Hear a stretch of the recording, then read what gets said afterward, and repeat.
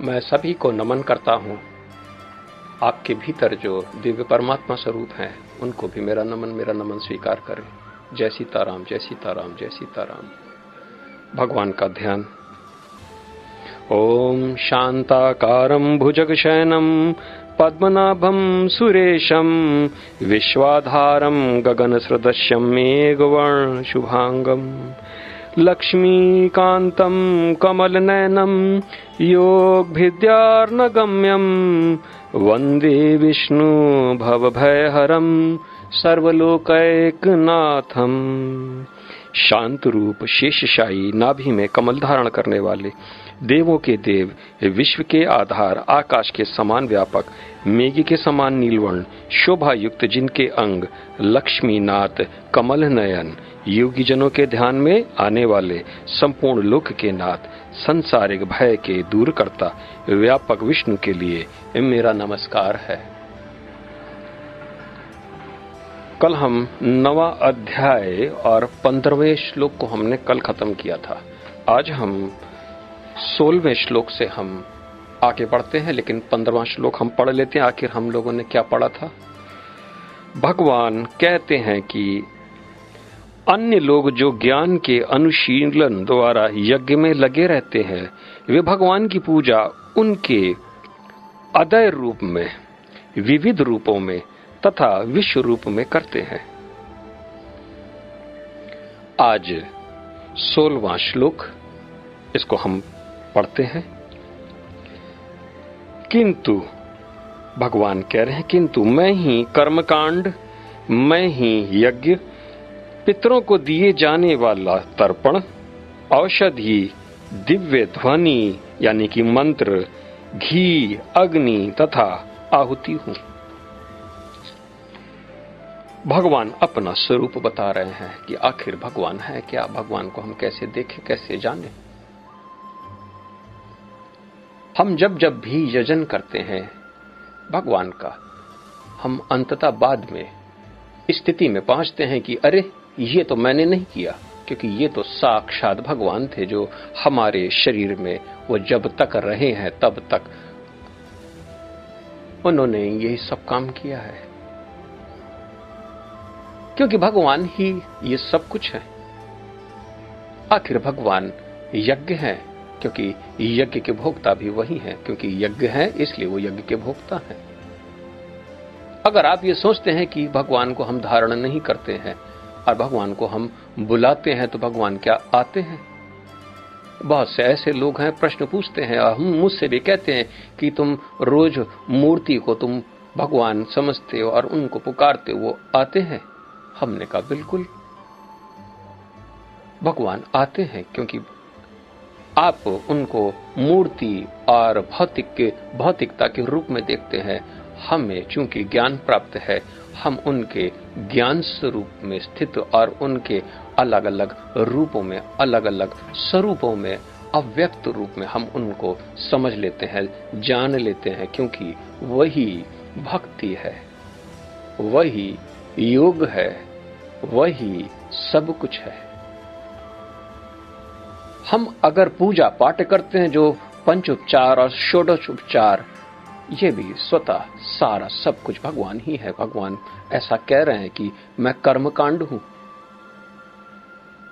कर्मकांड जो वेदों में निहित है, यानी कि भगवान को किस प्रकार से हमें पूजना है, कल हमने इसके विषय में थोड़ा सा बताया था आपको कि 16 प्रकार से इसको षोडशोपचार हम लोग अक्सर विशेष त्योहारों के समय पर हम ये कर्मकांड करते हैं। कर्मकांड के अंतर्गत 16 संस्कार भी आते हैं, गर्भाधान से लेके अंततः संन्यास, शादी, ब्याह इत्यादि, ये सब कर्मकांड के भीतर ही आते हैं। मंदिर का निर्माण, घर में प्रवेश इत्यादि करने के लिए, वास्तु दोष की शांति, ये सब कर्मकांड के अंतर्गत।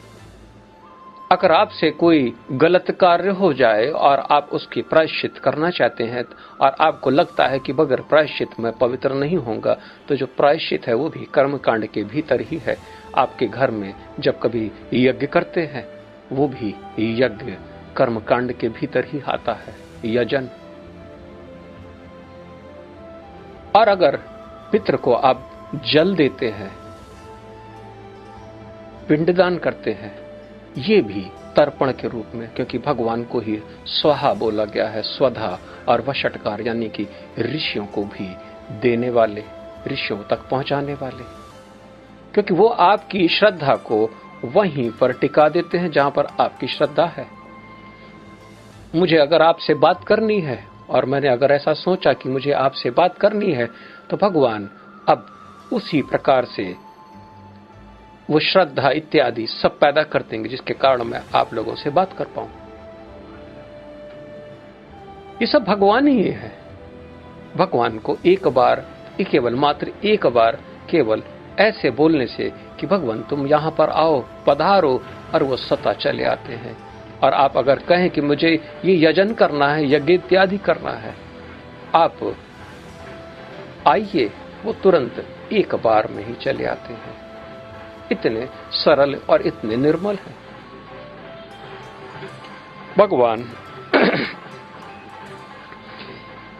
ये भी कह रहे हैं कि जो औषधि है और जो दिव्य मंत्र है, उन मंत्र को भी भगवान का स्वरूप ही जाने, क्योंकि गायत्री मंत्र साक्षात भगवान का ही स्वरूप है।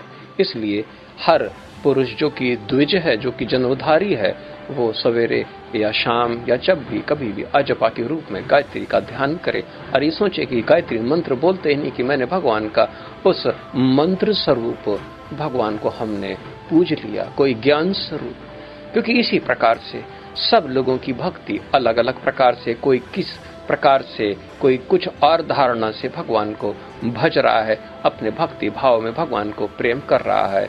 और ऐसी अवस्था में कोई श्रेष्ठ है या नहीं, इसका आकलन हम न करें तो ज्यादा बेहतर होगा। लेकिन अक्सर लोग कहते हैं कि वो बड़ा है और मैं छोटा, वो महान है और मैं नहीं। भगवान ने पहले ही पैमाना रख दिया है कि आखिर 4 प्रकार के लोग, उसमें से एक है जो है ज्ञान, जिसको परम ज्ञान जिसके पास है, जिसने अपने कर्म फल इत्यादि का त्याग कर दिया है, वही इस संसार में महानतम महान है। लेकिन हम लोग बेकार, इधर की उधर, वो ज्यादा है, ये कम है, इस प्रकार से हम लोग लगे रहते हैं। कोई तो अपने को पुजवाने में लगा रहता है। तो ये सब चीजें ठीक नहीं, क्योंकि कार्य भगवान के द्वारा ही होता है। हम तो केवल निमित्त मात्र दृष्टा के रूप में स्थित रहते हैं, क्योंकि भगवान ही यज्ञ हैं, यजन करने वाले भी और भोक्ता भी। वो औषधि भी है। इसलिए अक्सर लोग कहते हैं कि भगवान का नाम लेके इस औषधि को ग्रहण करो। और हमारे आयुर्वेद में इसी प्रकार से है कि मंत्र को पढ़ते हुए उस दवा को लेने का विधान, और जो ऐसा करता है तो वो तुरंत उसको औषधि ठीक कर देती है। एक शब्द बहुत ही बड़ा प्यारा है, मंत्र जिसको कहते हैं ओम तत्सत। इसको आदत डाल लें, क्योंकि खाना खाने से पहले भी ओम तत्सत करके खाएं, और औषधि भी इत्यादि भी हो ओम तत्सत, क्योंकि ओम तत्सत ही अधिदेव, अधिभूत और अध्यात्म, इन तीनों उसमें मिश्रित है। इसलिए भगवान का ध्यान और उसी औषधि का आप, यानी कि उनका स्मरण करते हुए औषधि का, तो वहीं पर आप ठीक होना शुरू हो जाते हैं। वो अग्नि भी वही है और आहुति भी वही है, इसलिए आप तो कुछ भी नहीं है। इसलिए लेकिन जो अहंकार के द्वारा हम अज्ञानता के स्वरूप को हम अपने आप को कहते हैं मैं ये हूं, मैं वो हूं, इस प्रकार से, क्योंकि पूजा का जितना भी आप, जब भी आप भक्ति करते हैं तो भक्ति में से आप जो कुछ भी करते हैं वो सब भगवान के सिवा और कुछ नहीं है। इसलिए अलग अलग लोगों की अलग अलग धारणा है, लेकिन भगवान सर्वव्यापी होकर सबके कर्म अर्थात स्वाहा, स्वधा और वषटकार कर्म, ये सब स्वतः भगवान ही है। इसलिए भगवान की उपासना करने के पश्चात भगवान को उसका कर्म का फल दे देना चाहिए, क्योंकि कर्ता वही थे। यह विधान है। जो मनुष्य इस प्रकार से करता है, पूजा करने के पश्चात सारा भगवान को फल भगवान को ही अर्पित कर देता है, तो फिर वही हकीकत में श्रेष्ठ है। और जो पूजा करने के पश्चात भगवान को अर्पित नहीं करता, उसका फल वो खुद ही खाना चाहता है, वही चोर ऐसा कहलाता है। 17वां श्लोक हम पढ़ते हैं। भगवान कह रहे हैं कि मैं इस ब्रह्मांड का पिता, माता, आश्रय तथा पितामह हूं। मैं ज्ञेय यानी कि जानने योग्य, इंक्वायरी, टोटल इंक्वायरी, शुद्धिकर्ता तथा ओंकार हूं। जो आपको पवित्र करे वो है भगवान और ओंकार। भगवान कह रहे मैं ऋग्वेद, सामवेद तथा यजुर्वेद भी हूं। भगवान यहां पर अथर्ववेद की बात नहीं कर रहे, क्योंकि ये तीनों जो ऋग्वेद, यजुर्वेद और अथर्ववेद, इनके अंदर श्रुति और स्मृति, श्रुति ही है इसके अंदर। श्रुति भगवान की वाणी है और यह सनातन है। चूंकि ये सनातन है इसलिए भगवान के स्वरूप का है। और अथर्ववेद ब्रह्म वेद है, क्योंकि इसके अंदर मन और वाणी दोनों को आपस में मिला दिया जाता है, यानी आपके मन और भगवान की वाणी, इसलिए वो वहां पर फलित है। इसलिए अगर आपको धन, संपदा, रोग इत्यादि दीर्घायु को प्राप्त करना है तो आपको अथर्ववेद पढ़ना होगा, क्योंकि वहां पर मन की अभिलाषा पूरी होती है। और भगवान कह रहे हैं कि जो कामना है उसको आपको त्यागना है। इसलिए अथर्ववेद ब्रह्मवेद होने के कारण भगवान उसको कहते हैं कि इसमें मैं नहीं, लेकिन उसके अंदर जो भी सूत्र है वो सारे देवताओं के अधीन है और जो कि फल देने वाले हैं। 33 देवी देवता का उनमें स्थान है और उन्हीं के पूजा पाठ है उसके अंदर, और उसी से आप अपनी दीर्घ आयु, कोड़ इत्यादि, शत्रु का दमन इत्यादि सब उसी के भीतर है। अपना व्यापार अगर नहीं चल रहा है तो भी सब उसके अंदर। अगर घर में दरिद्रता निवास करती है, समृद्धि नहीं है, तो भी वहां पर समृद्धि के सूत्र भी हैं, शत्रु के नाशन सब कुछ है। भगवान कह रहे हैं कि 3 वेद जो कि ऋग, यजुर और साम, ये 3, क्योंकि इसी में श्रुति है। भगवान कहते हैं कि ब्रह्मांड के पिता, माता, आश्रय और पितामह हूं, क्योंकि उन्हीं के वो तो कारण स्वरूप हैं। कारण स्वरूप हो जाने के कारण उन्हीं के कारण ही ये सृष्टि का निर्माण हुआ है। अगर इस संसार में और भी कोई आश्रय के स्रोत हैं तो वो केवल भगवान, क्योंकि वही आश्रय है। आपको अगर कुछ ऐसा लगता है कि संसार ने आपको त्याग दिया है तो आपके लिए आश्रय भगवान ही है। आप उनको एक बार जाने तो, समझें तो, अधिदेव से बढ़कर कोई आश्रय का स्रोत नहीं है। और वो हमारे पिता के भी पिता, इसलिए पितामह, क्योंकि सबसे पहले वही पिता, उसके बाद ब्रह्मा, ब्रह्मा के बाद सारे सब हुए। ये सब नष्ट हो जाते हैं, लेकिन ये ऐसे पितामह हैं जो कि नष्ट कभी नहीं होते। ये माता पिता सब कुछ है, आश्रय। इसलिए भाव की शुद्धि अति आवश्यक है। आप अपने भाव को जरा सा भी गलत न रखें। अशुद्ध भाव ठीक नहीं है। इसलिए ज्ञान की आवश्यकता सबसे पहले कि आप हर हाल में समझ लें कि भगवान है क्या। और इसीलिए हम लोग भगवान, जब भी हम पूजा पाठ करते हैं कर्मकांड के द्वारा, फिर अंततः हम फल भगवान को ही अर्पित कर देते, क्योंकि वहां पर हमको इस बात का बोध होता है कि हम कुछ नहीं है। देह से अलग अपने को देखें। इसलिए समर्पण, काम करना आपके हक में है। आप तो केवल निमित्त मात्र होते हैं, वही आपके अंदर भजन भक्ति सब करते हैं। मैं तो आपको लगातार कहता हूं कि मैं किस प्रकार से कर्म करता हूं, मुझे पता भी नहीं चलता मैं कर्म कैसे करता हूं। वो स्वतः इसी प्रकार से करते हैं हमारे शरीर के भीतर। मुझे कुछ नहीं मालूम, लेकिन लोग कहते हैं कि मैं सब कुछ मेरे को पता है, ऐसा कहते हैं। ये बात सत्य है, क्योंकि राम राम कहने वाला भी वही है, ये ज्ञान देने वाला भी वही है। क्योंकि सब कुछ वही है। भगवान इसी श्लोक में कह रहे हैं कि वो शुद्ध ही करता है, क्योंकि वही पवित्र करने वाले आपको है। इसलिए अक्सर हम लोग जब पूजा करने से पहले हम लोग आचमन करते हैं, ओम माधवाय नमः, ओम केशवाय नमः, ओम गोविंदाय नमः, और इसके बाद ऋषिकेशाय नमः करके हम लोग अपने को शुद्धि कर लेते हैं। यही श्रेष्ठ विधान है, क्योंकि वो शुद्धि करता है। इसलिए आचमन से अपना पूजन पाठ करें। आप लोग अगर यहां पर सुन भी रहे हैं तो आपके मुंह जूठा नहीं होने चाहिए, क्योंकि ये वेद की वाणी है, श्रुति है। खाते पीते इसको न सुने, आप अपना मुंह को शुद्ध कर लें, कुल्ला कर लें भगवान का नाम लेके, फिर इस वाणी को सुने, फिर ये ज्ञान आपके पास टिका रहेगा।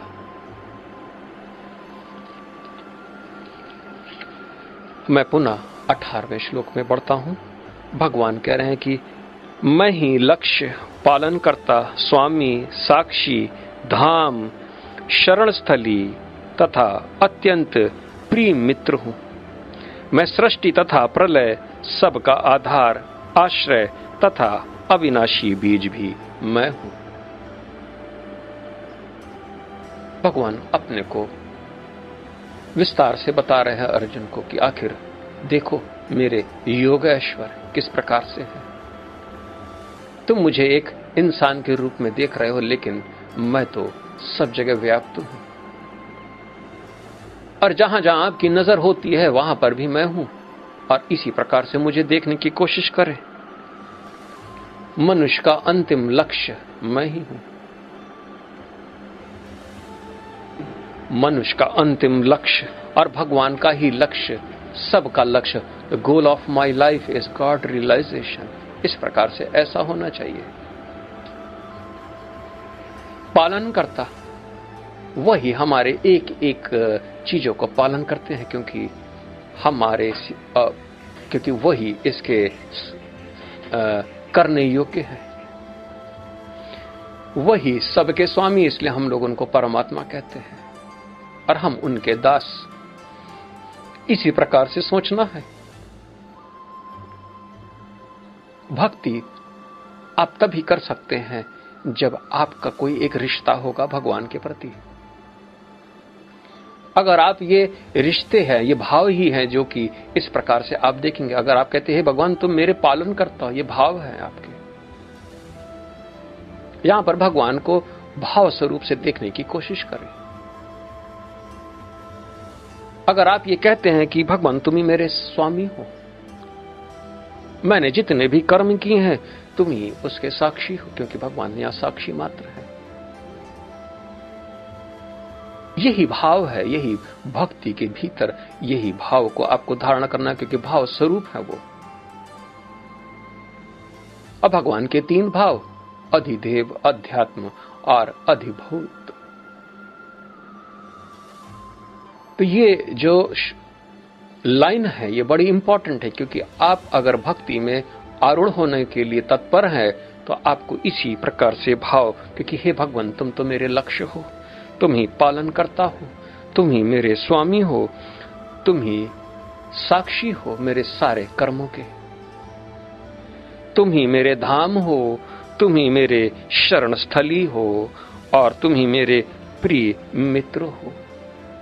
ये सब भाव हैं, क्योंकि भगवान यहां पर यही बता रहे कि मैं ही एक लौता, मैं ही तो मित्र हूं। और भक्ति में यही भाव आपको जनरेट करने हैं। आपको इसी प्रकार से सोचना है कि मेरा सबसे परम मित्र कौन है, और उसके बगैर मैं एक पल के लिए रह नहीं सकता। मेरा लक्ष्य वहीं पर उनके पास रहना है, उन्हीं के पास जाना है, वही मेरा घर चला रहे हैं। मेरे हाथ में तो कुछ भी नहीं है। निश्चिंत होकर बैठना है, और जो स्वधर्म है वही आपको करना है। देखा जाएगा एक बार, क्योंकि वो भी शुद्ध करता है, क्योंकि वही पूजा करने वाले हैं आपके शरीर के भीतर से। आप हैं क्या? आप पसंगा भर भी कुछ भी नहीं है, क्योंकि ये अहंकार, अविद्या के कारण वही उनके सिवा इस संसार में, इस शरीर के भीतर भी वही और वो ही है। इसलिए जीव अपनी मूर्ता को नष्ट करके ईश्वर के अपना संबंध को स्थापित कर लेता है, लेकिन ये भाव बगैर वो लक्ष्य को प्राप्त नहीं होता है। क्योंकि अगर जब तक आप ये नहीं बोलेंगे, अन्यथा लोग कहते हैं कि धनवान बनना मेरा लक्ष्य है, इस संसार में नाम कमाना मेरा लक्ष्य है। आपका लक्ष्य भी वही हो। बना पुनः कहते हैं कि मैं सृष्टि का प्रलय, सबका आधार, आश्रय तथा अविनाशी बीज भी हूं। यानी कि वो परम बीज जिसको हम पिंड कहते हैं हमारे शरीर के भीतर, वही बीज, द सीड, जिसके कारण पूरी सृष्टि का निर्माण होता है। एक छोटे से बीज के अंदर आप पेड़ को नहीं देख सकते, लेकिन उसको अगर आप सही भूमि और उसको सही वातावरण देंगे, नियमित आप सींचेंगे, तो उसके अंदर वो पेड़ अंकुरित हो जाएगा और वो एक विशाल वृक्ष के रूप में। इसी प्रकार से हम लोग भी सिंगल सेल थे और डबल सेल हुए, फिर मल्टीपल सेल हुए, और ये इतने बड़ा शरीर, अन्नमय शरीर हमारा हो गया। वो बीज भी भगवान ही है, इस सारे संसार का बीज भी भगवान ही है। आगे हम बढ़ते हैं 19वां श्लोक में। भगवान कह रहे हैं, हे अर्जुन, मैं ही ताप प्रदान करता हूं और वर्षा को रोकता तथा लाता हूं। मैं अमरत्व हूं और साक्षात मृत्यु भी हूं। आत्मा तथा पदार्थ, सत तथा असत दोनों मुझ ही में है। हम लोग जब भगवान सूर्य की उपासना करते हैं तो भगवान को हम कहते हैं कि गबस्ति नेमी, यानी कि पानी देने वाले। और भी बहुत से नाम है भगवान सूर्य के, रश्मिमते, देवासुर मस्कृताय, क्योंकि भगवान भी ताप प्रदान करने वाले हैं। जो सूरज के अंदर जो ताप है वो स्वतः भगवान ही है। और वर्षा को रोकता तथा लाता हूं। आदित्य हृदय स्रोत के अंदर आप ये सब जान सकते हैं, क्योंकि आप वहां पर भगवान की इसी प्रकार से उपासना करते हैं कि हे आदित्य, आप ही ताप देने वाले, आप ही वर्षा को लाने वाले, तथा क्योंकि ताप अगर ज्यादा हो जाएगा तो वहां पर वर्षा भी हो सकती है, और कभी कभी ताप ज्यादा हो जाने के कारण वर्षा नहीं होती है। इस सारे वातावरण को भगवान के सिवा और कोई नहीं रचता है। पानी अगर नहीं बरस रहा है तो भगवान से प्रार्थना करने पर पानी भी बरसता है। ताप भी वो कम करते हैं। ऐसा अक्सर देखा गया है, इसलिए लोग पूजन पाठ करते हैं जब पानी बहुत दिन तक नहीं बरसता है। भगवान कहते हैं, मैं अमरत्व हूं और साक्षात मृत्यु भी। अज्ञानी के लिए तो वो साक्षात मृत्यु है और ज्ञानी के लिए वो अमृत। हकीकत में हम देखें तो, ध्यानपूर्वक देखें तो इस मृत्यु को इस संसार में कोई भी प्राप्त नहीं होता, लेकिन मूर्तावश हम लोग कहते हैं कि मैं मरा, वो मरा, और अपनी मृत्यु आज तक कभी किसी ने देखा ही नहीं, क्योंकि हम लोग दूसरे की मृत्यु देखते हैं और दूसरे की मृत्यु देखने पर ही हम कहते हैं कि हाँ मृत्यु है, और अपनी मृत्यु कभी हमको दिखाई नहीं पड़ती। हम तो केवल अपना एक रूप से दूसरे रूप में, जिस प्रकार से एक वस्त्र को छोड़कर दूसरे वस्त्र में जाते हैं, इसी प्रकार से। लेकिन ये तो ज्ञानी की अवस्था है। ज्ञानी की जो अवस्था है वही भगवान कह रहे हैं कि वही मैं अवस्था हूं, क्योंकि अमृतत्व। और अगर हम विष को भी कभी धारण कर लेते हैं तो ऐसे समय पर जो औषधि रूप अमृत तत्व है उसको भी हम जब ग्रहण करते हैं तो हम लोग ठीक हो जाते हैं, वही भगवान है। और विष की वो ऐसी गुण जिसके कारण हमें अपना शरीर नष्ट हो जाता है, वो भी भगवान ही है। भगवान कह रहे आत्मा तथा पदार्थ, यानी कि जड़ और चेतना, जिसको हम सत कहते हैं आत्मा को, और पदार्थ को हम असत कहते हैं, ये भी भगवान कहते हैं कि ये मुझ में ही है, क्योंकि ये तो प्रकृति है और भगवान के भीतर है। ये चेतना भी जीव के स्वरूप में, प्रकृति के वो अपरा प्रकृति के रूप में उसको आप देखें, उसको जाने, क्योंकि ये तो अपरा प्रकृति है। और ये प्रकृति सब भगवान में लीन हो जाती है, अधिदेव के भीतर, क्योंकि जितनी प्रकृति है ये सब अधिभौतिक होती है प्रकृति, लेकिन जिसके अंदर जो शक्ति है वो अलग है। इसलिए भगवान यहां कह रहे हैं कि जितना भी सत्य है और जितना भी असत्य है ये सब मुझ में है, क्योंकि ये तीन गुणों के द्वारा प्रकट होता है, सात्विक गुण, राजसिक गुण और तामस गुण, और ये तीनों गुण भगवान में नहीं है, भगवान के कारण है। इसलिए गुणातीत होना ऐसा लक्ष्य माना जाता है, क्योंकि गुण के अतीत से हम तभी इस संसार में परम ज्ञान की अवस्था में तब हम जान पाते हैं कि अविद्या नष्ट हुई तो बाकी बचा क्या, अब ब्रह्म ही बचा, और जब अविद्या थी तो भी ब्रह्म था। इसलिए भगवान अविनाशी तत्व के स्वरूप में है।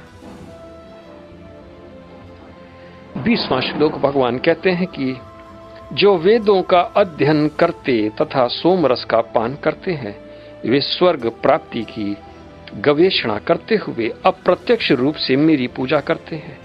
वे पाप कर्मों से शुद्ध होकर इंद्र के पवित्र स्वर्गिक धाम में जन्म लेते हैं, जहां वे देवताओं का सा आनंद भोगते हैं। भगवान कह रहे हैं जो वेदों का अध्ययन करते हैं, क्योंकि वेदों के अंदर ऐसी ऋचाएं हैं जो कि इंद्र को तृप्त करने के लिए हैं, अग्नि को, इंद्र को, सूर्य को, सविता इत्यादि, प्रजापति, वनस्पति, और अंधकार ऐसे शताक्षरी देवी का भी वहां पर यम और यमी का संवाद भी, सारे देवताओं का वहां पर इस प्रकार से पूजन है। अगर ध्यानपूर्वक देखें तो वो सब भगवान के ही देवता के स्वरूप में सभी लोग उनकी पूजन करते हैं, लेकिन उनको वो परम तत्व का न ज्ञान होने के कारण ऐसी अवस्था में वो देवताओं की पास चले जाते हैं, क्योंकि वही जिसका जो भजता है वहीं पर वो उसको जाना पड़ता है। और ऐसी अवस्था में देवताओं के साथ वो देवताओं के बीच में जाकर वो जन्म लेता है और जन्म के पश्चात वहां पर उनके जैसा ही सुख भोगता है।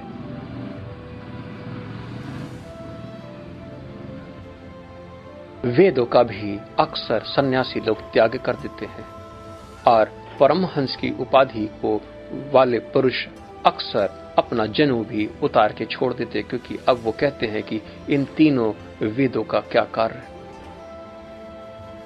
इसलिए वो जनेऊ को भी उतार देते हैं और वो मस्त घूमते, क्योंकि अब मुझे देवताओं का लोग भी नहीं चाहिए।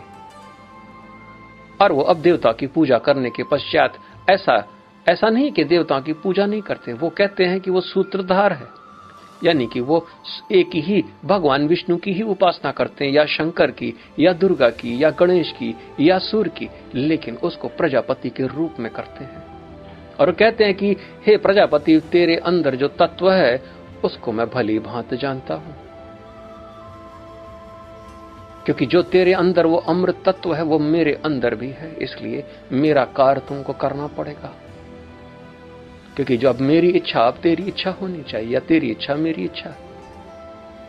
इसलिए वहां पर वो भंग देवताओं का संकल्प करके वो इस प्रकार से कार्य करते हैं। आप न कर पाओगे, आप ये बोलने पर आप पाप को प्राप्त करोगे। और अक्सर ऐसा ही लोग करते हैं, क्योंकि वो मूर्खता पूर्वक दूसरे को देखकर वैसे ही काम करते हैं। लेकिन राजा सब अगर बन जाएंगे, प्रजा भी अगर राजा को देखकर राजा बनने की नकल करेंगे, तो वो आप समझ लीजिए कि वो तो नष्ट हो जाएंगे। राजा तो केवल एक ही होता है। इसलिए हम लोग संतों के संग रहें, वहां सीखें, लेकिन जैसा वो कार्य करते हैं, जैसे वो मंत्रों का प्रयोग करते हैं, आप न करें, क्योंकि उनके भाव बहुत ही भीतर के हैं, बहुत ही शुद्ध है। उन्होंने ज्ञान स्वरूप में स्थित होकर अपने और परमात्मा के भेद को नष्ट कर दिए हैं। इसलिए वो किसी देवता को आज्ञा करते हैं और वो देवता कार्य करने में विवश हो जाते हैं। इसलिए उनके द्वारा आशीर्वाद और आपके द्वारा पूजा में बहुत अंतर होता है। आप साल भर तक पूजा करते रहें तो शायद देवता प्रसन्न हो जाएं और वो आपको फल दे दें। लेकिन ऐसे दिव्य पुरुष के पास अगर आप जाते हैं और वो केवल हाथ में जल लेके आपके ऊपर डाल देता है, उस देवता का आह्वान करके, तो वो वहां पर वो तुरंत उसको कार्य करना पड़ता है, चाहे वो देवता को अच्छा लगे या न लगे। इसलिए अक्सर हम लोगों को यही हिदायत दी जाती है कि ग्रेट जो मैन होते हैं, जो एनलाइटेड हैं, उनके आसपास जाएं और उनकी सेवा करें और वो उन्हीं के द्वारा अपना जीवन। बड़ा सरल है, आपको तपस्या करने की बहुत आवश्यकता नहीं है, क्योंकि ये तो ऐसे ही आपको सब कुछ दे देंगे। आपको केवल भक्ति ही तो करनी है, भाव तो शुद्ध करने हैं, क्योंकि ऐसे पुरुष भगवान और उनमें कोई अंतर अपने को नहीं देखते हैं। वो इसी प्रकार से आदेश करते हैं देवताओं को, इसलिए वो वेदों का त्याग कर देते हैं, क्योंकि इसी प्रकार से ऐसा देखा गया है। आप वेद का त्याग न करें, क्योंकि आप अभी हंस और परमहंस की उपाधि को अप्राप्त नहीं किए हैं। इसलिए आप अगर देवताओं का भजन पूजन करते हैं तो आप उसको नित्य करें। कुबेर की भी उपासना करते हैं तो उसको करते रहें, प्रजापति की भी उपासना करते हैं तो करते रहें, लेकिन साथ में अब उस परम पिता परमेश्वर जो कि 5 रूपों में अपने भाव को प्रकट करता है, उसको अवश्य आप उन्हीं के स्वरूप को देखें,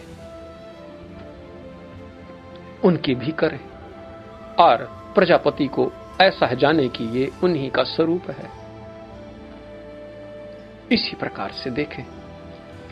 तब आप वैसे ही उपासना कर सकते हैं जैसे मैं आपको बता रहा था अभी, अन्यथा आप न कर पाओगे। भगवान कहते हैं कि वे चूंकि वेद के मार्ग बताए हुए मार्ग पे चलते हैं, वेद के द्वारा कर्म करते हैं, देवताओं की उपासना करते हैं, वे धीमे धीमे पाप कर्मों से निवृत्त हो जाते हैं, पाप कर्म से वो शुद्ध हो जाते हैं, वो पवित्र हो जाते हैं। और चूंकि वो पवित्र हो जाते हैं, इसलिए स्वर्ग इत्यादि को प्राप्त करते हैं, लेकिन देह के पर्यंत ही। कुछ ऐसे भी विरले पुरुष हैं जो जीवित रहते हुए भी वो देवलोकों में चले जाते हैं और वापस आ जाते हैं। 21वां श्लोक, भगवान कह रहे हैं कि इस प्रकार जब वे यानी कि उपासक जिस प्रकार वे विस्तृत स्वर्ग की इंद्रिय सुख को भोग लेते हैं और उनके पुण्य कर्मों के फल क्षीण हो जाते हैं, तो वे इस मृत्यु लोक में पुनः लौट आते हैं। इस प्रकार जो तीनों वेदों के सिद्धांतों में दृढ़ रहकर इंद्रिय सुख की गवेषणा करता है, उन्हें जन्म मृत्यु का चक्र ही मिल पाता है। आप सोच रहे होंगे कि भगवान यहां पर पहले कहते हैं कि वेद को पालन करो, लेकिन यहां पर कह रहे तो वेद के पालन करने वाला जन्म मृत्यु को प्राप्त होता है। तो आप सोच रहे होंगे कि पहले तो कुछ कहते थे भगवान, अब तो कुछ और कह रहे, लेकिन वेद को तो आपको पालन करना ही है। भगवान ने तो पहले भी बोला है कि सकाम कर्मों के फल को त्यागना है, क्योंकि अगर आपने फल को त्यागा नहीं, इंद्रियों को सुख के विषय में अभी भी आप सचेत न हुए, तो ये आपको पुनरति जननम पुनरति मरणम के रूप में आपको यहां पर फिर से स्थापित कर देगा। क्योंकि वेद को आपने पढ़ा, वेद के अंदर जो भी कुछ है उसको आपने किया और इसके द्वारा आप उस स्वर्ग की ऐसी दिव्य आनंद की आपको प्राप्ति हुई। और जैसे आपके वो पुण्य क्षीण हुए, क्योंकि उनका भी अपना एक काल होता है, देवताओं का अपना काल, और जैसे वो क्षीण हुआ, आपको पुनः इस पृथ्वी में आना है, जन्म लेना है। यानी कि कुल मिला के इंद्रिय के विषय में आप आसक्त न रहें। अगर आपको मुक्ति के पद चाहिए, यानी कि पर ब्रह्म परमेश्वर का स्वरूप अगर आपको चाहिए,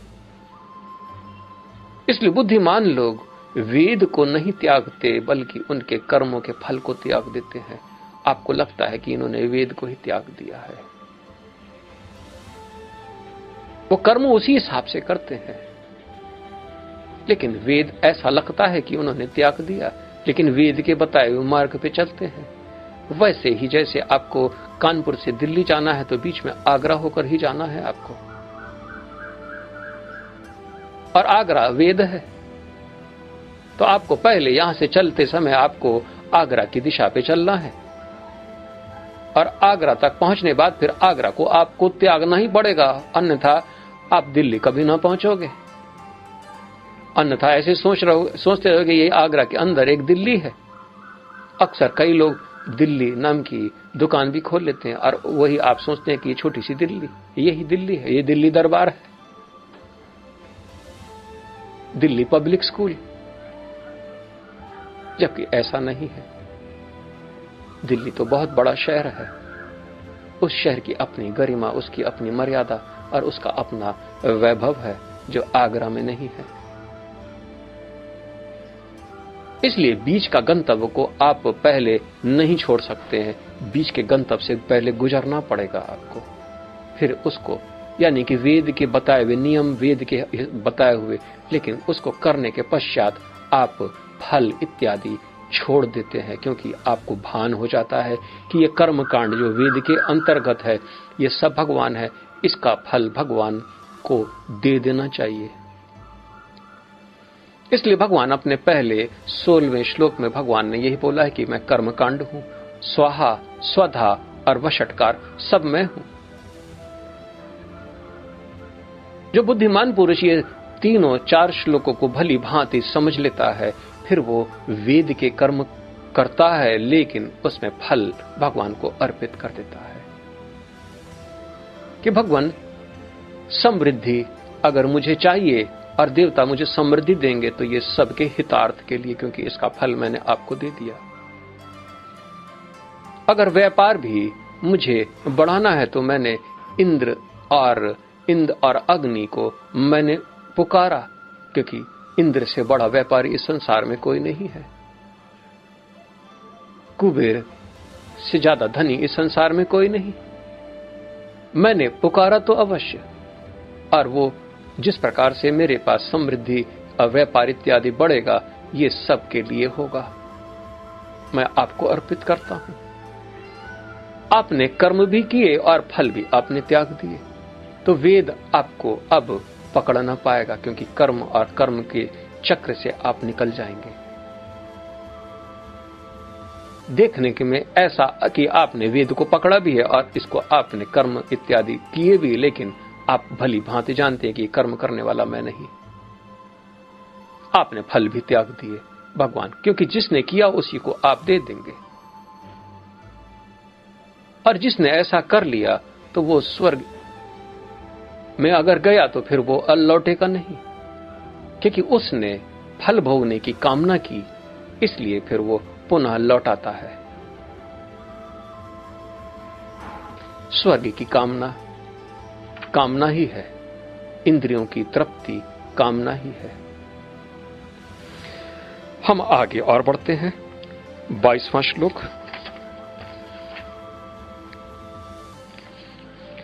किंतु जो लोग अनन्य भाव से मेरे दिव्य स्वरूप का ध्यान करते हुए निरंतर मेरी पूजा करते हैं, उनकी जो आवश्यकताएं होती हैं उन्हें मैं पूरा करता हूं, और जो कुछ उनके पास है उनकी रक्षा करता हूं। ये बड़ा विरल है।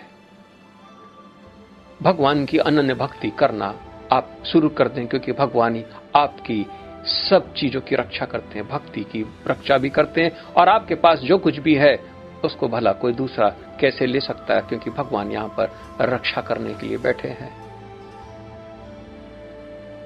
आप क्या रक्षा करेंगे? या तो भगवान खुद ही कह रहे कि एक बार भक्ति करके तो देखो, तुम्हारी सारी जरूरत की चीजें मैं पूरी करता चला जाऊंगा, और जितनी तुमको जरूरत हो वही मैं तुमको देता जाऊंगा, और जो कुछ भी तुम्हारे हैं, तुम्हारे सब कुछ जो कुछ भी है सब इसकी मैं रक्षा भी करूंगा। इससे बढ़कर और क्या, क्योंकि ऐसे हमको आश्रय देने वाले भगवान के सिवा और कोई नहीं है, उनकी भक्ति परम है। इसलिए चिंता इत्यादि सब छोड़ के भगवान की भक्ति में लग जाएं। कल क्या होगा इसकी चिंता व्यर्थ मूढ़ ही करते हैं। भगवान की भक्ति में लग जाएं, परम ज्ञान को प्राप्त करें और ज्ञान विज्ञान में अपने को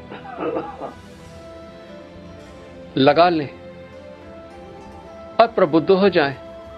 बाकी सब भगवान पूरा आपका करते रहेंगे, क्योंकि वही करते हैं, उन्हीं को सब करना है और वही सब आपकी रक्षा करते हैं। आपका शरीर, आप अपने शरीर की रक्षा भी नहीं कर सकते, क्योंकि वो शरीर के भीतर औषधि और मृत्यु के रूप में वो सदैव रहते हैं। हर सांस वही है और जो सांस बाहर जा रहा है, जिसको हम मृत्यु कहते हैं, वो भी वही है।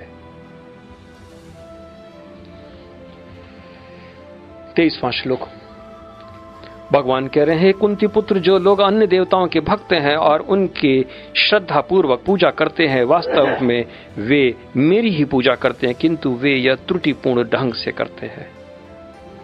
भगवान कह रहे, संसार में मेरे सिवा कोई नहीं, लेकिन फिर भी लोग दूसरे देवताओं की पूजा करते हैं, लेकिन त्रुटि पूर्वक वो मेरी ही पूजा करते हैं। कुल मिला के एक ही तो है। जैसे सोना, आप सोना को सोना की तरह नहीं देखते हैं, आप कभी उसको चेन की तरह देखते हैं, या कभी उसको हार की तरह रूप में देखते हैं, या कभी कुंडल के रूप में देखते हैं, या कोई कुछ और। लेकिन जो बुद्धिमान होता है, यानी कि जो सोने का व्यापार इत्यादि करता है, वो तो केवल सोना देखता है। आप बोलेंगे कि ये अलग है, ये अलग है, लेकिन इसके अंदर सोना। और एक चीज से आपको हो सकता है कि बहुत ही प्रेम हो, ये डिजाइन हमको ज्यादा अच्छा लगता है, बाकी डिजाइन आपने हटा दिए। इसी प्रकार से जो लोग देवता की उपासना करते हैं, कुल मिला के वो भगवान की ही उपासना करते हैं, क्योंकि भगवान ही उस रूप में वो स्थित है। और ये त्रुटिपूर्वक हुआ। अगर आप अपने पिता के चरण पकड़ते और पूजा करते हैं उनकी, पिता की, तो आपने साक्षात भगवान की ही उपासना करी। अगर आपने मित्र को खिलाया, आपने साक्षात भगवान को ही खिलाया।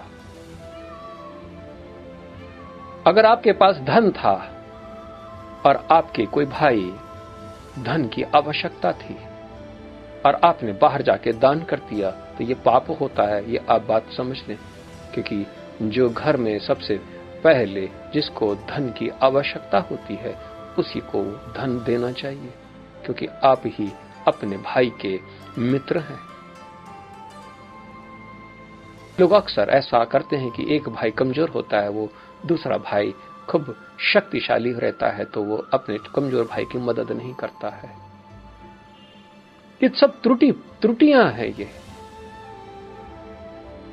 वो दान नहीं लगता उसको, ये सब त्रुटि है। भगवान कह रहे ये त्रुटि में, हालांकि वो मेरे को ही उपासना करता है, मेरी ही पूजा करता है। 24वां श्लोक भगवान कह रहे, मैं ही समस्त यज्ञों का एकमात्र भोक्ता तथा स्वामी हूं। ये पहले भी उन्होंने बताया है कि भोक्ता और स्वामी सारे यज्ञों का, इसलिए वो अधियज्ञ के रूप में हमारे शरीर के अंदर हमेशा निवास करते हैं। उसी को हम विष्णु के रूप में जानते हैं, और वही विष्णु यहां पर श्री कृष्ण के रूप में प्रकट होकर अर्जुन को ज्ञान दे रहे हैं। भगवान पुनः कहते हैं, अतः जो लोग मेरे वास्तविक दिव्य स्वभाव को नहीं पहचान पाते, वे नीचे गिर जाते हैं। इसलिए भगवान के दिव्य स्वरूप को पहचानना अति आवश्यक है। जरा सा आपने भूल कर दिया और वहीं पर आप नीचे गिर जाते हैं, क्योंकि यज्ञ के कर्ता और भोक्ता वो वही हैं। इसलिए अगर आपने कोई भी यज्ञ इत्यादि करने के पश्चात आपने वो फल भोगने की इच्छा रख ली, तो बस वही हो गया। मैं भी आप लोगों को पढ़ा रहा हूं, सिखा रहा हूं, और इसका फल भी मैं अपने पास नहीं रखता। भगवान को रोज अर्पित करके मैं मस्त हो जाता हूं, क्योंकि ये करने वाला मैं नहीं हूं। और बहुत से लोग हैं जो इसको भोगने के लिए आतुर व्याकुल घूमते रहते हैं। इसलिए बड़े मन से मैं आप लोगों को ये शिक्षा देने में लगा रहता हूं, क्योंकि इसका कर्तापन का मुझे रत्ती भर भी एहसास नहीं, और इसके कर्म के फल का तो कैसे हो सकता है। इसलिए बड़े विस्तार से, बड़े प्रेम पूर्वक मैं आप लोगों को समझाने में लगा रहता हूं, क्योंकि इसका फल मेरे हाथ में नहीं है। इसको रोज समर्पण करते हुए आगे बढ़ता हूं मैं, पुनः दूसरे दिन, तीसरे दिन, इसी प्रकार से। क्योंकि भगवान कह रहे हैं कि अगर जो भगवान का दिव्य रूप नहीं जानते हैं वो गिर पड़ते हैं। क्योंकि अगर आपने ये सोच लिया कि ये तो मैंने किया, बस, क्योंकि ये दिव्य रूप आप नहीं जानते भगवान का, इसलिए अब तो आपको इसके कर्मों का फल भोगना पड़ेगा। और मैं भी आप लोगों को बहुत कुछ समझाता हूं, बहुत सी जगह त्रुटि मेरी हो जाती है। सारे त्रुटियों का सजा मुझे प्राप्त होगा और सारे पुण्यों का भी सजा मुझे प्राप्त होगा। इसलिए बेहतर होगा कि वो छोटे से पुण्य के चक्कर में त्रुटि हम लोग ज्यादा करते हैं, इसलिए बेहतर यही होगा। और इसको करने वाला तो मैं हूं भी नहीं हकीकत में, तो ये क्यों ना इसको पहले ही तेरा तुझको क्या लागे मेरा,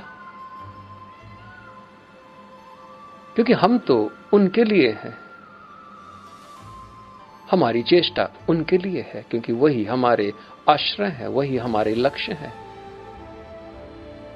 यही तो उनका दिव्य रूप है। और उनको बगैर जाने अगर हमने उपासना की तो हमारी सारी उपासना विफल हो जाती। इसलिए मैं हमेशा सबसे यही कहता आया हूं कि सबसे पहले ज्ञान, ज्ञान के बाद परम ज्ञान और उसके बाद भक्ति में अब लग जाओ। ज्ञानदा इसीलिए हमने सबसे पहले ही सिखाया था आप लोगों को। ज्ञान से संतुष्ट हो जाने के पश्चात ही अब हम आपको आज्ञा दे रहे हैं कि अब आप लोग लग जाएं उपासना में। आने वाले क्षणों में कुछ दिनों के अंतर्गत मैं आपसे पवित्र कर्म के लिए भी आपसे अनुरोध करूंगा। तो आज मैं आपसे अनुरोध कर रहा हूं कि अब भक्ति में अपना मन लगा लें और भगवान के दिव्य रूप को ध्यानपूर्वक समझने की कोशिश करते हुए पुनः इस संसार में अब वापस न आए, गिरे ना। भगवान 25वां श्लोक कहते हैं कि जो देवताओं की पूजा करते हैं वह देवताओं के बीच जन्म लेंगे, जो पितरों की पूजते हैं वो पितरों के पास जाते हैं, जो भूत प्रेतों की उपासना करते हैं वे उन्हीं के बीच जन्म लेते हैं, और जो मेरी पूजा करते हैं वो मेरे साथ निवास करते हैं। जिसकी तुम उपासना करोगे उसी के पास जाके बैठोगे, क्योंकि उपमा ने नजदीक आसन लगा के बैठना। इसलिए मजार औजार जाना बंद करो। आजकल तो बहुत ही गड़बड़ चल रहा है। सारे मजार में अब जो सनातनी है वो अपने को सनातनी कहते, लेकिन वो मजार अक्सर जाते हुए देखे जाते हैं। और मजार वाले बाबा तो बहुत आजकल प्रसिद्ध होते चले जा रहे हैं, क्योंकि हम ही लोग उनको पास जैसी आपकी बुद्धि होगी वैसे ही आपके कर्म भी होंगे और अंततः उन्हीं में आप समा जाओगे। देवताओं की पूजन तो फिर भी श्रेष्ठ है, क्योंकि वो उससे आप स्वर्ग को कम से कम पहुंच तो जाओगे। लेकिन ये जो भूत और प्रेत की उपासना करना, ये भगवान के नाम पे बलि इत्यादि चढ़ाना, शराब देना, ये सब गलत है।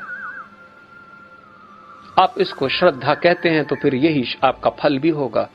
अगर आप जानवरों की बलि चढ़ाते हैं तो आप भी अब बलि के बकरा आपको ही बनना पड़ेगा, ये कोई रोक ना पाएगा। भूत प्रेत की अभी एक बार भी उपासना करते हैं तो फिर वो आपको सब कुछ देने की कोशिश करेगा, लेकिन अपवित्र चीज देगा, भ्रमित, भय, और अंततः आप उसमें प्रवेश कर जाओगे। इसलिए मैं सभी को हिदायत देता हूं कि अपने पितरों की तस्वीर घर में न रखें, क्योंकि बार बार उनको देखेंगे, उनको पुकारोगे, अन्यथा बाद में उन्हीं में समा जाओगे। अगर आपके पितरों की तस्वीर घर में है तो आप उसको छुपा दीजिए, उसके ऊपर कोई कपड़ा डाल दीजिए। और विशेष त्योहार में जब उनकी उपासना होती है तो फिर उसी प्रकार से उनकी उपासना करें, क्योंकि पितरों की भी उपासना होती है विशेष शादी ब्याह इत्यादि में। ये अति आवश्यक है, लेकिन अब तो फैशन सा हो गया है, हर घर में 2-4 लोगों की तस्वीर टंगी रहती है। ये ठीक नहीं है। आप किसको दिखाना चाहेंगे कि ये आपके जो पिता थे या परदादा थे, आप उनसे बड़ा प्रेम करते थे, इसलिए उनकी तस्वीर एक कोने में। लोग कहेंगे कि उनके घर में उनके माता पिता की तस्वीर नहीं है, और आप कह दीजिए कि उनकी तस्वीर की आवश्यकता ही नहीं है, क्योंकि अब वो स्वर्ग में विश्राम कर रहे हैं, उनको बार बार पुकारने की आवश्यकता नहीं है, क्योंकि हमने उनका तर्पण, गया इत्यादि सब कर दिया है। आपको मोह त्यागना है,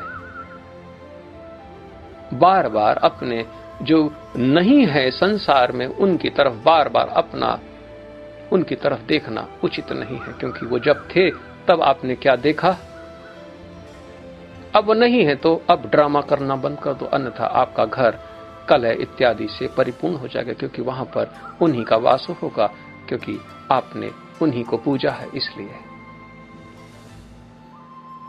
भगवान की ही मूर्ति अनिवार्य है, और किसी की मूर्ति वहां पर नहीं होनी चाहिए आपके घर में, क्योंकि जैसा आपका स्रोत वहीं आपका आश्रय, वहीं पर आप टिक जाएंगे।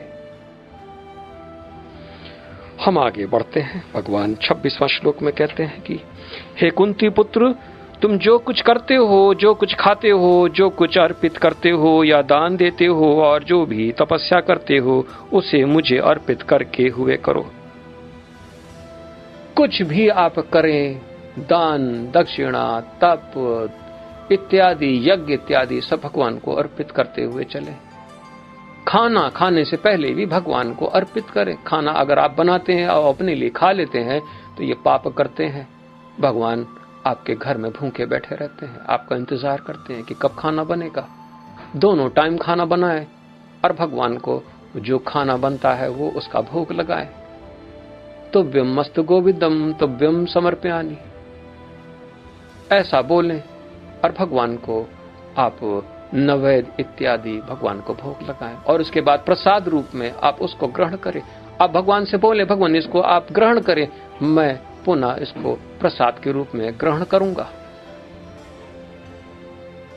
सारे काम भगवान के लिए करने हैं,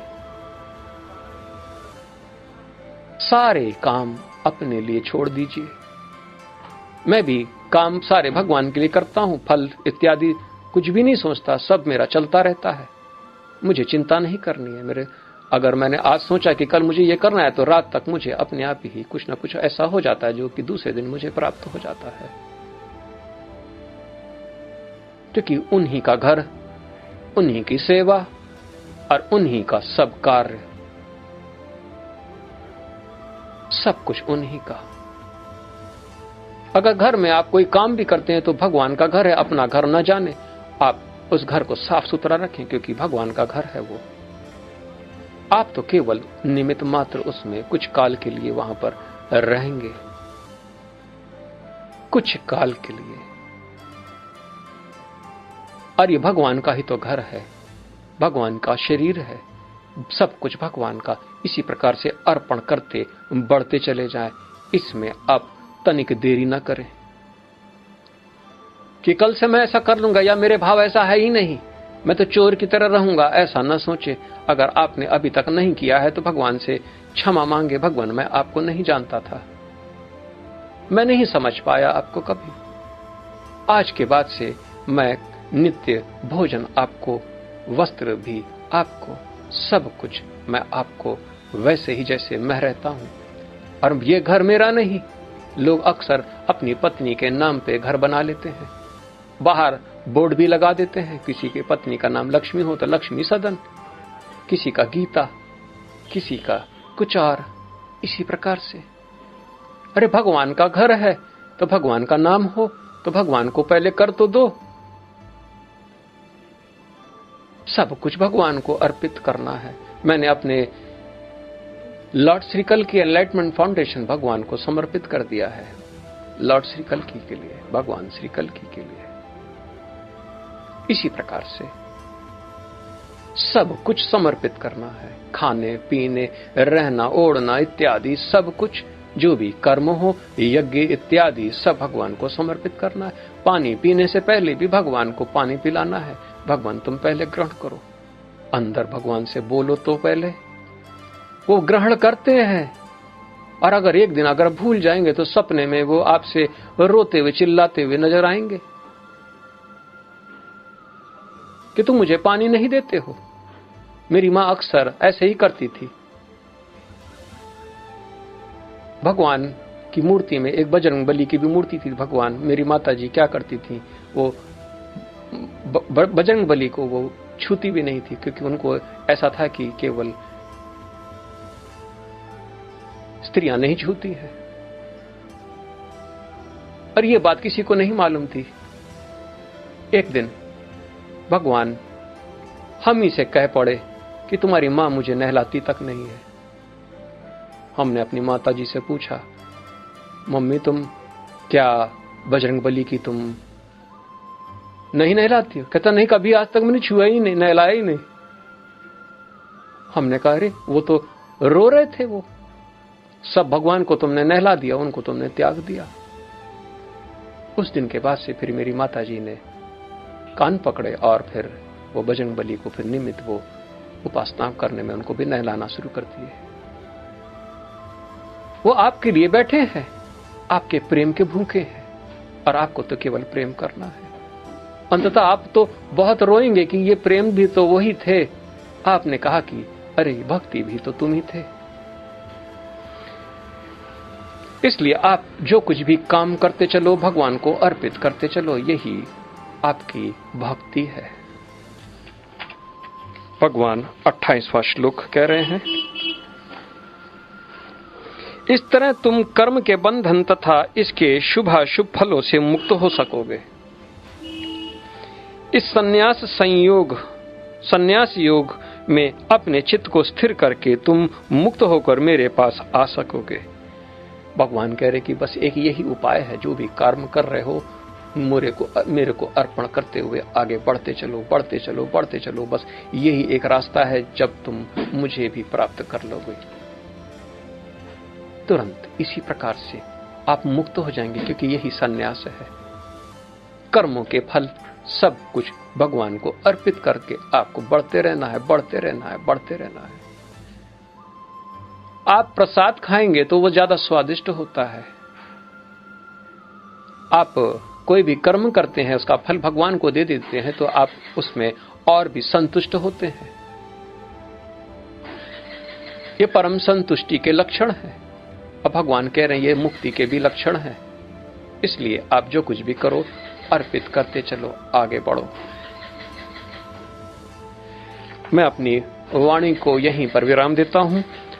पुनः मैं 29वां श्लोक को कल मैं शुरू करके इस चैप्टर को खत्म करते हुए नए 10वें अध्याय को मैं शुरू करूंगा।